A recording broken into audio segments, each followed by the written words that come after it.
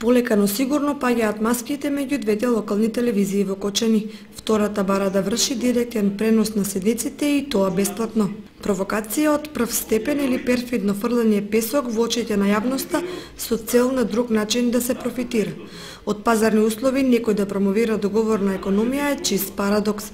Во таа логика, општината треба да го издава целиот свој простор бесплатно, а не да наплатува кири од граѓани и фирми кои се дел од неа. Исто така, спортот, културата и се друго да е на волонтерска база.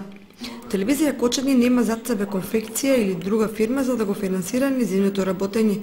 Обстанува од трудот на новинарите и тоа од маркетингот. Во неа скромни плати заработуваат вработените, затоа своите услуги секогаш ќе ги наплатува.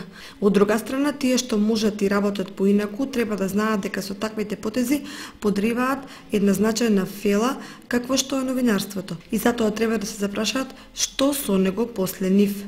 Во Кочани има намалку десетина сопственици и политички мокни луѓе кои може да ја купат која сакаат телевизија и да стават рака врз информирањето. Но каде сето тоа води? Еден систем или едно општество за да функционира мора да се почитуваат принципите на лојалната конкурентност.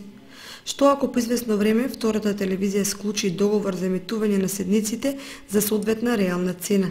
Треба ли тогаш првата телевизија да се нуди бесплатно? И повторно, каде сето тоа води? Што се однесува до директните преноси, телевизија Кочани технички и кадровски е подготвена уште утре да ги врши. Искуствата од другите општини велат дека директните преноси од седниците на Совет се промашена работа затоа што седниците се одржуваат во претпладневните часови кога потенцијалните гледачи се на работа, затоа што локалните телевизии немаат посебен собраниски канал, затоа што условите во салите за состаноци се ограничени и уште многу затоа што. Инаку телевизија Кочани снимките од седниците ги емитува само 2 часа од нивниот почеток, што му доаѓа како